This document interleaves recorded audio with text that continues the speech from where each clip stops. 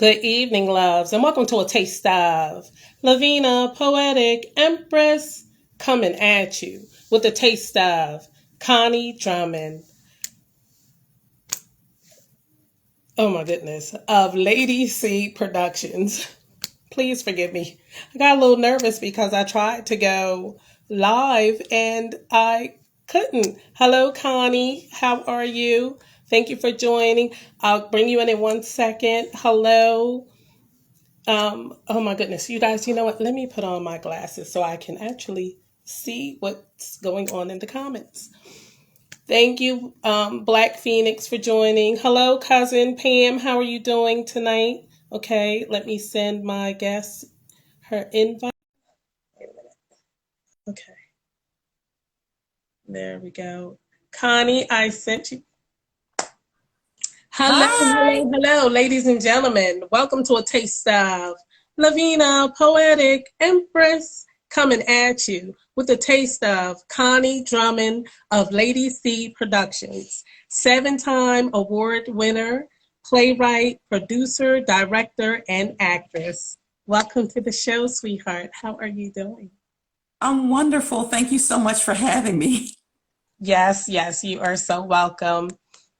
Thank you for coming. Ladies and gentlemen, I also have to add, she is the owner of Artscape in the city, but we'll get to that, okay? Because how are you doing this evening? I'm doing fine. I was a little nervous about coming on Instagram because I had never did it before. So, I Uh-huh. was stressing you out. I was like, look, I didn't get a link. So now I Okay, see how it's done. So I'm not so nervous anymore. exactly. And now you can do some lives yourself because it's Uh-oh.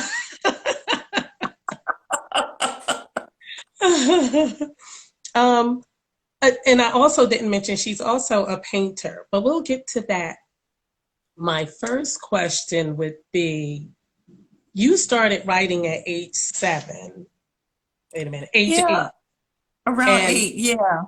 around age 8, what did you write about and how did you balance acting as you matured in both of these? Because you started off, now what did you love more, the writing or the acting part? Or was it balance? Well, I like the writing a lot more. And the reason I started writing at age 8, it was right after my grandmother passed away, Oh, wow. and I was really, really upset about it. And I went to school. So Mhm, my teacher asked me what was wrong, and I couldn't even talk about it. mhm, So he told me to start writing it down. mhm, So I started writing it down, and I noticed even at that age that when I wrote stuff down that bothered me, it made me feel better. mhm. So I just continued to, diary and journal throughout the years. Oh, wow. So that's where my writing actually kicked in. And then I started writing, like short stories and things like that. Mhm. As far as the acting, I actually had my first acting role when I was 8. And it was kind of a funny story about it because I wanted to be Marian Anderson in a play. Mhm. So I went home and told my mother I wanted to be Marian Anderson. So she went to the thrift store and she bought me a gown and everything for the audition. So Mhm. when I got to school, they had already casted somebody else. Oh, So I cried so much that they had to create a role for me, right? And Lord. it was called Woman Endure. Now, I didn't have any lines. Mhm. But when Marian Anderson, a lot of people don't know, Marian Anderson used to scrub steps so she can get money for piano lessons. Right. So when she came to my door and she asked if she could watch my step, this was my part. And my mother started screaming and hollering out in the audience like I had recited the Declaration of Independence or something like that. Mhm. So I think at that point I got a little bit excited about acting. So I tried to do a couple little plays, and then you grow up. Mhm. Mhm. And after I grew up, I didn't do the acting so much, but I continued to write. That's awesome. That is Yeah. awesome. When did you realize you wanted to become a producer and director? It was actually after I moved to Delaware.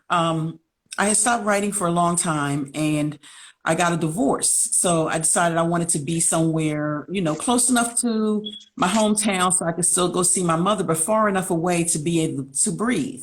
Hmm. And I kind of fell into it by accident because I always thought that when I wrote that I would be a book author. I always thought I would write books. Right. But I came here and because of another gift that I have, I sew. Hmm. A woman at my job was telling me that she worked for a production company and she needed some help with costumes. Hmm. So, I didn't know anybody in Delaware at the time. It was just me and my daughter. So I decided to go on the set and help her.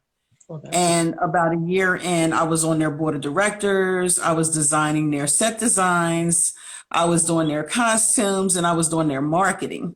wow. So You was you running the find out you have a lot of skills when you start actually moving. right, right. So at that point, I had seen plays when I was a child, Mhm, but I never thought about being on stage or even writing for stage. But mhm, with working with this particular production company, it was actually called Creative Touch, ran by a woman by the name of Rose Green here in Delaware. So mhm. just having access to that showed me a different avenue that could actually be profitable for my writing. That's all. Sometimes you write a book and it takes you forever to be able to make any money. But with the play production, 12 weeks and you're at the box office.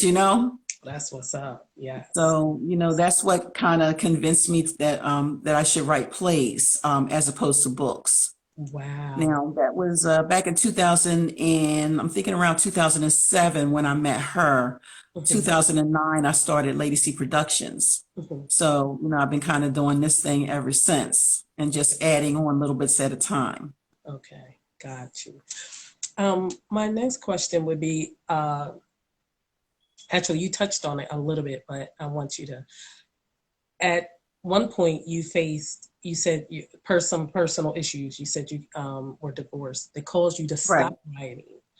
What did you do in order to get yourself back into writing? Because you stopped writing for like 5 years. Yeah, it was about 5 years.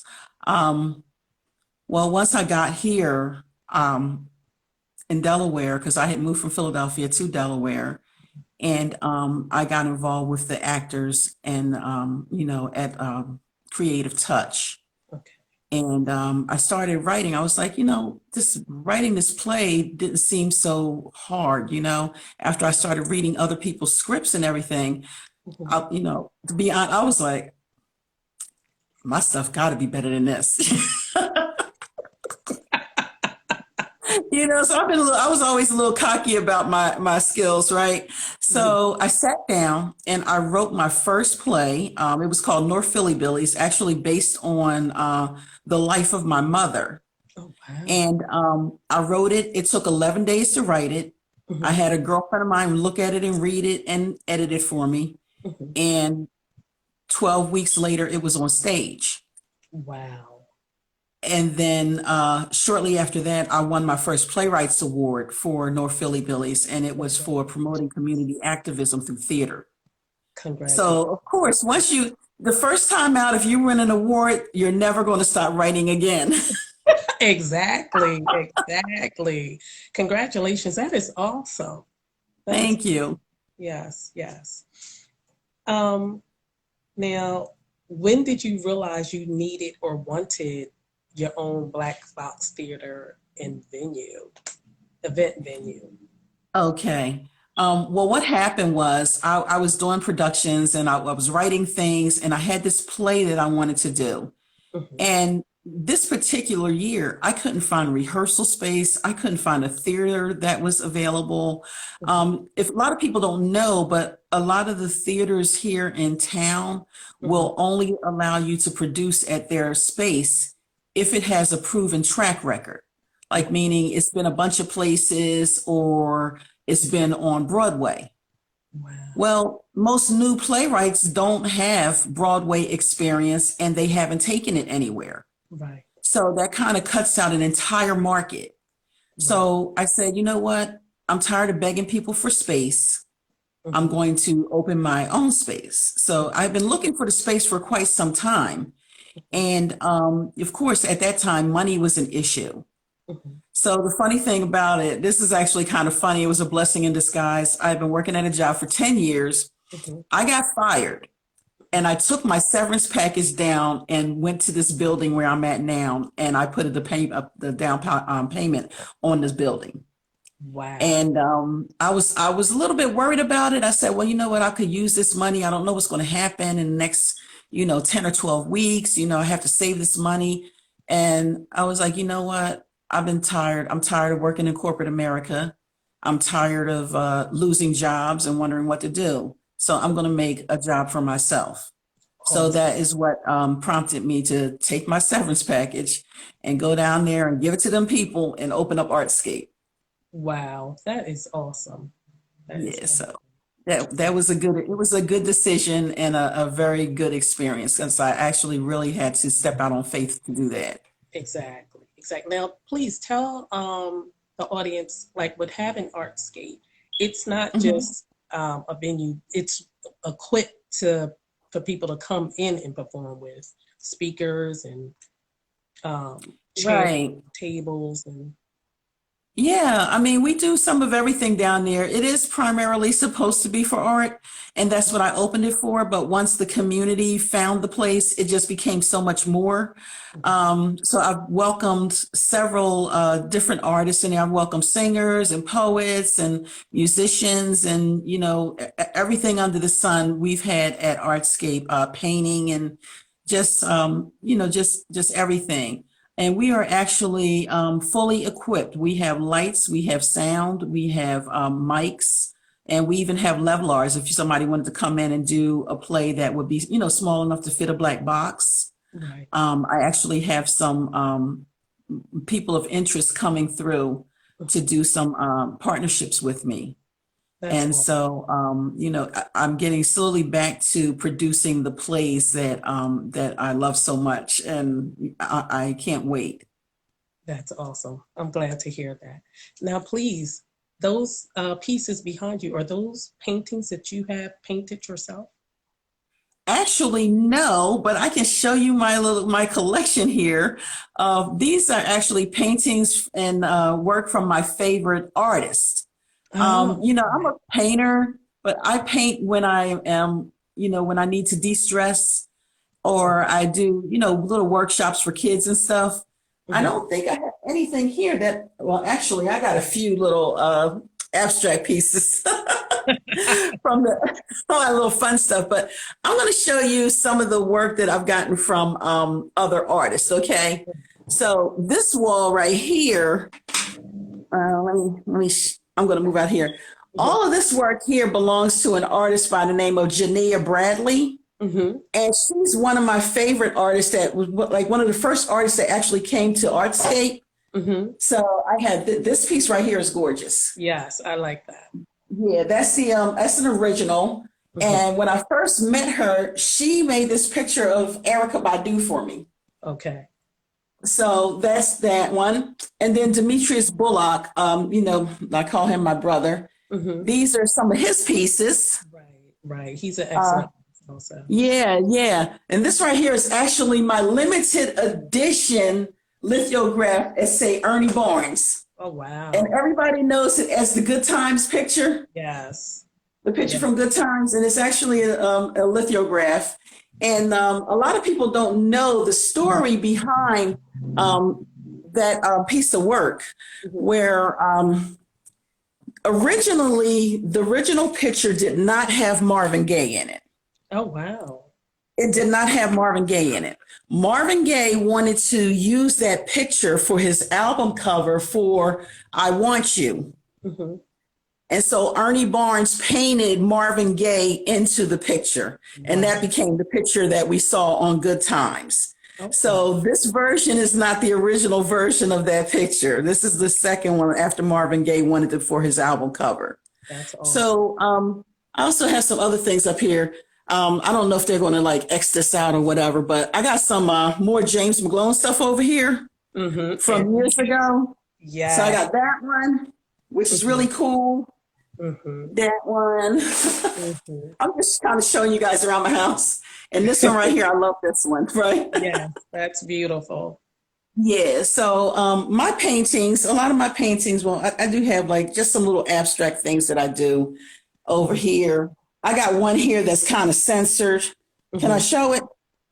I Let's don't know. see if it's It's a great, it's not too hot, is it? It's not too spicy, is it? yeah, it is.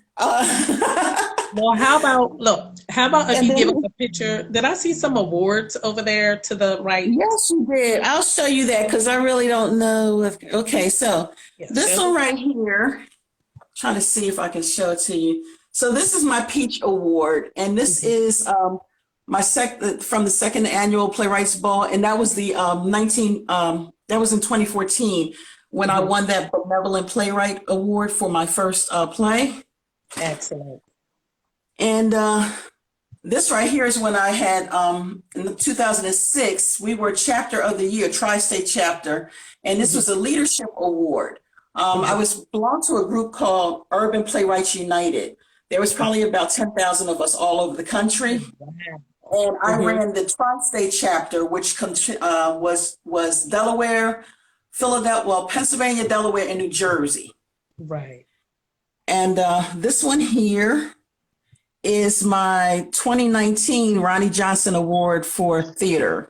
Awesome. And Ronnie Johnson was actually one of my mentors who had passed away. So the group made a, an honorary kind of, award for him. They named it after him. So every year somebody gets it.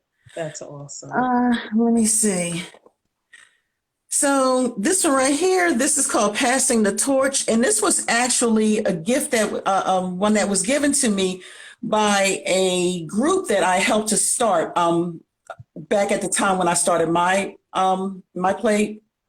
organization. There was a group called Theatrical Delights, and Okay. what it is a children's theater for at-risk youth. Okay. Based in Newcastle. So I helped the lady who owns that to start that. Mhm. Um, at the time, my daughter was going through some trouble, and she wanted to work that summer. Right. So this lady was telling me that she wanted to start this theater, and I said okay. And once it was for at-risk youth, I got my daughter involved, and she kind of got back on her feet. That's Now awesome. this one here, this one is for outstanding. This is 2017, Mhm. and can you see it? Yeah. Okay, so it's for an outstanding stage and platform that I won in 2017, which was the year after I opened Artscape. So I won this one for Artscape, and this Awesome. this this is a Awesome. big one right here. Yeah. It weighs about 40 pounds, right? But Okay. even with those awards and everything, the awards that I'm most proud of Mhm. are my outstanding mentor award that I got from Delaware Big Brothers and Big Sisters. I used to mentor children at Stubbs Elementary School. Mhm. And here is my sponsorship award for Theatrical Delights. Awesome.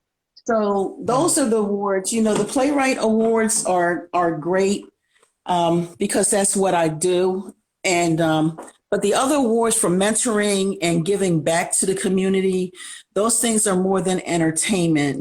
That's just seeing if you can have some kind of effect on some young person for their future. It really So talks those about your are heart. actually my favorite awards right there. Right. I said, because that really expresses your heart when you get an award for Right. something like that. So that's Right. When you get an award for something like that, I cried and everything. I was a big old baby when they gave it to me. But I mentored them for 3 or 4 years. I worked there, and Mhm. I worked with young girls. Okay. And when I went in to choose the person that I wanted to mentor, the lady said to me, she said, "I have this girl. She's real tough. She's been through 4 mentors." Wow. And I followed her all the way through high school. Awesome. So I Yeah. would always take the person that was getting rid of mentors really quickly, Yes. the hard cases. Yeah. That's all. So that's my passion, just dealing with children. And I'm starting to incorporate more working with children into Artscape. That's awesome. That's awesome. Yeah. Because that's the next generation. That's the people who's going to be ruling and running the world. So It is. It that's is. And I think we all have to do our part. I mean, my kids are grown. My youngest is 27. mhm. Um, but, there's still room for anybody to have an influence on, young people in the neighborhood, especially today where everything is going so crazy. Yes, They yes, need somebody that's going to hear them. exactly. Exactly. And that's what they need, people to listen, and if we can, on that path of listening, come up with solutions, that's awesome too. But when Right. someone listens to you and you're able to express yourself and what you're feeling, it's a big relief. And you get to, when you hear it, when it leaves your, when someone is really listening to you and it Mhm. comes out and then you're listening to yourself, you get a solution to the Right. whatever you're going through, Right. able to go in the direction you desire to go. So that's awesome. Exactly. Congratulations. You're an awesome person. I always thought that. Oh, thank you. Yeah, I just try to, give back some of the things that people have instilled in me over the years. I've had people that mentored me when I was just a child. And as a matter of fact, the teacher that gave me my first journal when I was 8 years old, I Mhm. am still in touch with him. Wow, that's all. And Yes. and it's been a minute. Yes. It's been a minute because I'll be 59 this year. Oh wow. So I've been in touch with this same teacher for 50 years, Wow. and we're Facebook friends and we communicate. That's awesome. And that's what it's about, building relationships. You know, Right. building relationships. That is so awesome. Wow. Now, everyone that comes on the show, whether they're a poet or not, I ask them three Mhm. questions pertaining to my Uh-oh. three books. I want Okay. one of your deepest thoughts, one of your favorite expressions, and one of your dirty little secrets. And your dirty little secret, that is really strictly in fun. You can give me one or not. And it doesn't have to be anything scandalous. Just Yeah.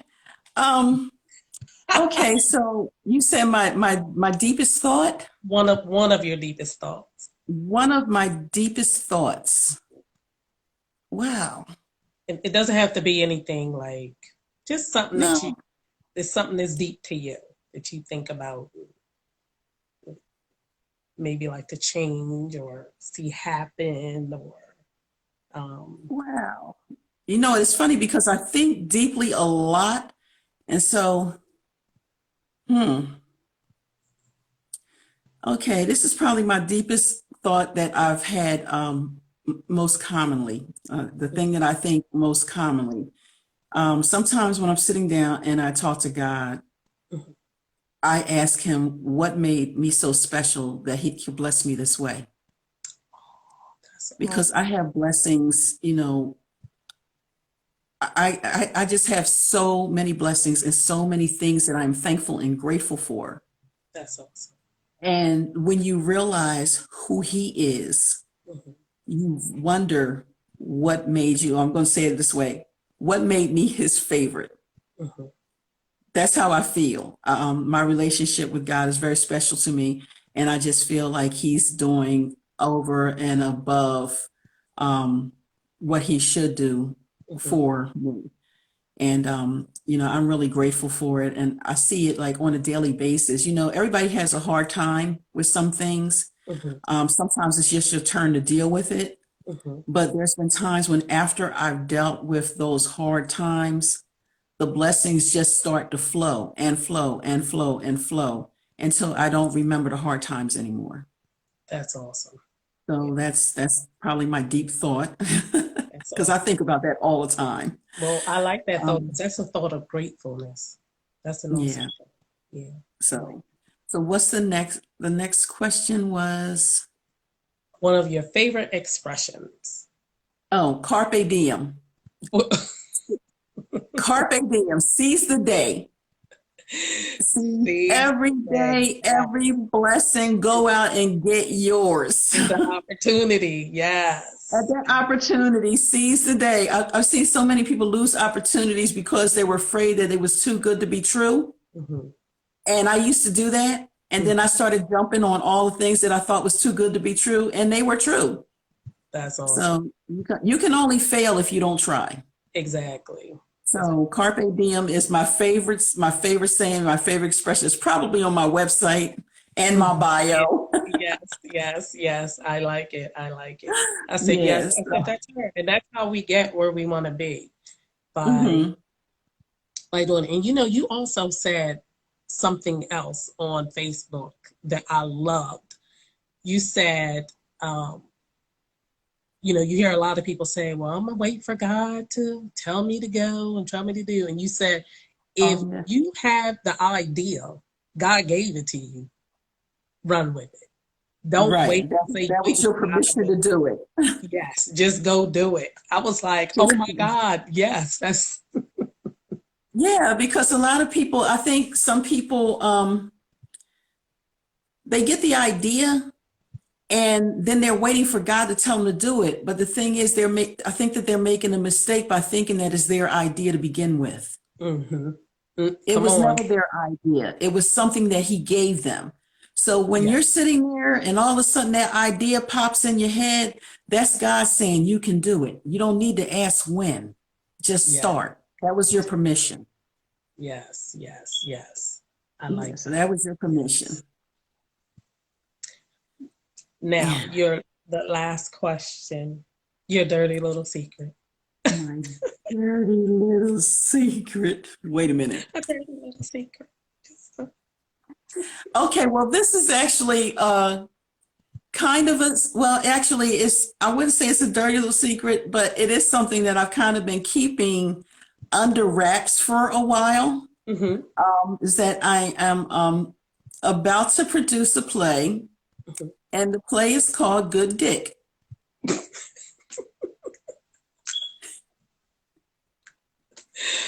Well, is it coming out Valentine's Day? Because that is No, it's not. perfect. It's, it's not coming out Valentine's Day. I've actually been working with a focus group Mm-hmm. um, to Well, get, I guess research and stories I and need, stuff. I need to retract that because it's any day is a good day for some good. It sure is. It sure. Wait a minute. Every day, every night, morning in the bathtub, frying Oh, chicken. listen, okay. Because, I've always, up until now, the plays that I produce have always been family plays. Mm-hmm. But I'm a big girl now. I'm a grown up, It's for and grown, I've had some grown up strictly for the grown and experiences. sexy, honey. And this play exactly is strictly for the grown and sexy. You cannot bring any kids to see this play. Hello. Um, and it will be out and produced by the end of 2022. I'm slating it for October. Congratulations. Thank you. Congratulations. So we Okay. want to see how this goes, but the biggest problem is trying to figure out how to do the flyer. Really. So Girl, one thought, right. just put a sexy man on the flyer, Mhm. girl. I'm trying to tell you. Yeah, They because will I'm come. like, we're Let we're him in be rich. Delaware. It might shock Listen, people to see the whole word written out. So I was listen. thinking, I was like, maybe I'll use eggplants. Because they understand that language. Yeah, just speak the language of the people. Just speak the language. And put no, this is wait. And put no, this is not a cooking class. Right, right. Strictly for So the grown and sexy. And like I right, said, had strictly. that ripped, good looking brother on the flyer, honey. Mhm. Oh, we gonna know Yeah, what so it's somebody about. with some abs. But you guys will know when it, you'll know when it comes out. And I Woo! definitely believe Mm-hmm. that this is probably going to be a multiple sellout show, like the other ones that I've bought to Artscape. Mm-hmm. So, I wanted to do something a little bit more mature, a little sexy, Yes. nighttime stuff.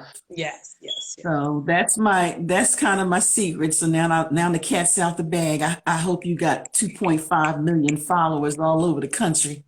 So they know it's Listen, coming to a because town we near them. coming to a town near them. Ladies and gentlemen, we are going to get a taste of good thick. There you go. There you go. I don't know. If people start watching this one on Facebook, seeing my, they might, don't get me kicked out these groups now. I know. That's why I said like some of my pictures back here are a little risque. I didn't want to put them on there because then nobody will hear it. Because But, Instagram and Facebook they like putting people out of stuff. So oh, yeah, so we don't want to get put out. We don't want to get put out. yeah, we don't want to put out. No. But So they I'll gonna just say, oh, say, this is a little spicy. I thought she was just a playwright and an actress and a writer. What are they talking about? You talking I about? know, right? Yes, yes, yes. Well, see, that's the Well, I'm thing. A so lot of times glad when you're you an shared that entertainer, with us. yeah. Well, that was fun. That was my little secret. Um, So, I, oh I wait, just excuse I me. just Sorry. hope it's as dirty as people think it is. Someone asked, "Do you have a cast already for it?" Do I have a cast already? No, I have not started casting yet. My casting will probably start taking place around August. Okay. Can you tell them where they can reach you, like on Facebook and Instagram? Tell them the names in which they can of your. Okay, well, you can reach me. I have a page called Lady C Productions on Facebook. I also have a Lady C Productions on Instagram. And you can actually email me at Artscape if you're interested in auditioning at info@artscape.com. And Artscape is spelled ARTZSCAPE. So it's info@artscape.com. If you are interested in, auditioning for that play, it's going to be great. I'm got to tell you. You can send your headshot and your resume, and then when I do when I do the invitations for the auditions, I will be in touch with you. Awesome, awesome, awesome. Yes, yes. Well, I'm looking forward to it. And Yeah.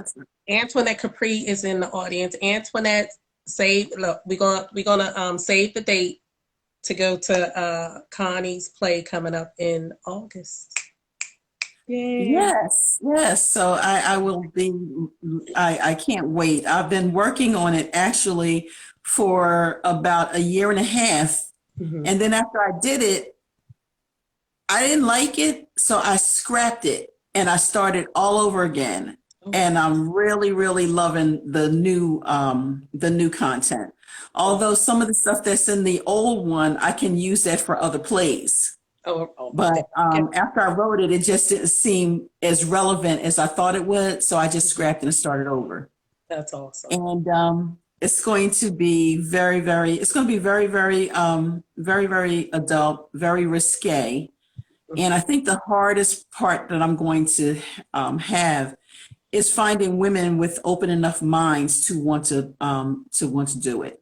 Yeah. Or men, everybody doesn't like those types of things. Mm-hmm.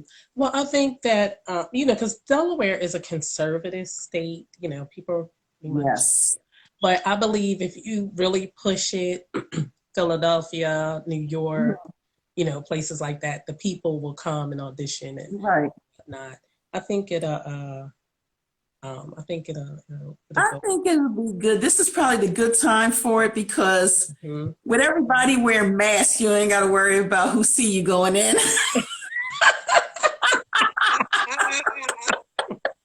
Exactly. You just put your mask on and come in there and nobody will know it was you. Buddy, I'm trying to tell you, I believe they would come anyway because I remember years ago when they would have the exotic dancers.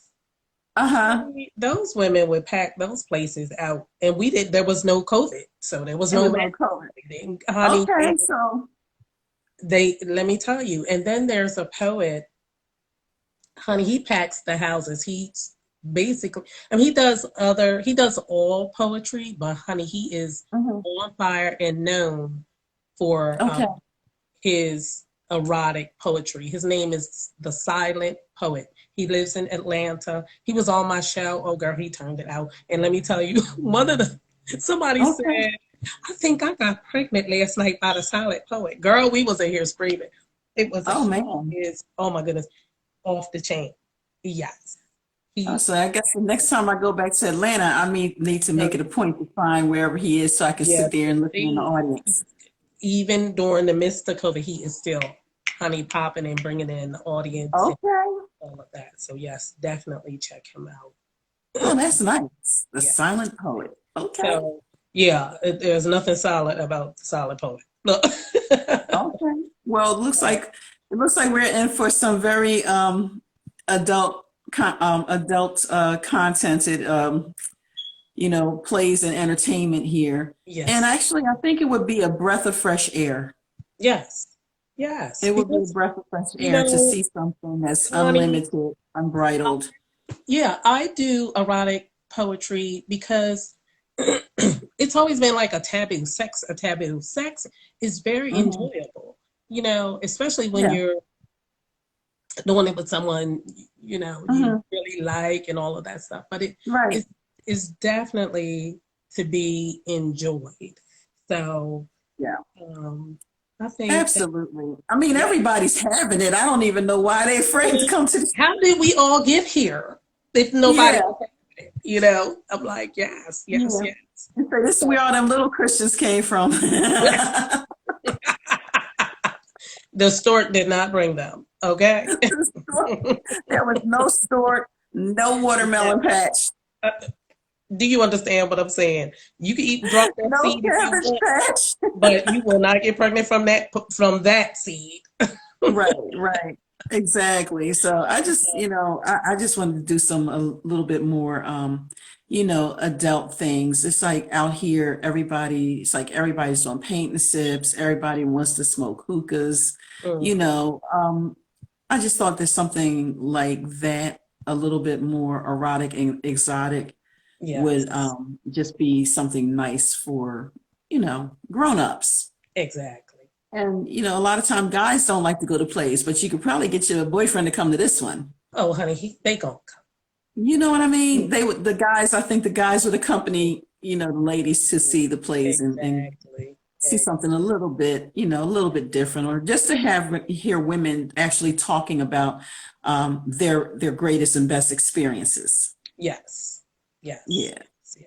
So I mean that's something we usually don't do around the guys. We usually do that when Around there's a bunch of girls exactly, and exactly. So I totally agree. yeah. Well, Connie, this has been wonderful. Oh, and wait, and give them the address to Artscape, please. Oh, okay. Well, Artscape is at 205 North Market Street in Wilmington, Delaware. And if you're looking to do an event there, it's comfortably seats 80 to 100 people. We have everything there, chairs, tables, sound systems, everything that you could possibly want to do an event there. We have it. We also have another smaller space that we opened in August when we had our expansion. And so that holds 40 people. So that's great for nice intimate events when you just want to have, family and close friends or something like that. That's a perfect space for intimate events. And it's right down the street from the first one. Yes. So, if I get lucky, I get two events, I can just run back and down the street, back and down the street, checking on people. Yes, yes, yes. Well, thank you so much. Ladies and gentlemen, this has been a taste of Lavina, Poetic, Empress, coming at you with Connie Drummond of Lady Steve Productions. And as you can see, so much more. Thank you for Thank coming. you so much. Thank you for having me. I really appreciate it. And I will see you soon. Yes, thank you. All right. Bye-bye. Bye, sweetie. Thank you. Okay. Ladies and gentlemen, thank you for joining tonight. I will see you guys next Tuesday at 10 p.m. And please don't get me to lying to you because I didn't, and I should have checked the schedule to see who's coming next Tuesday so I can announce it. I'm going to get better with that because I think that it's just a professional to do, and I like this platform, and I want to, let you guys know. And I'll be, I'll post flyers and pictures and all kind of stuff to let you guys know. So, you guys, thank you, TT, Tammy, thank you uh, for coming in, and you have a great night. Also, thank you, Brooklyn in the house. Thank you, Summer Rose, the poet, and so many more who came in tonight to join in and view. Good night. God bless you.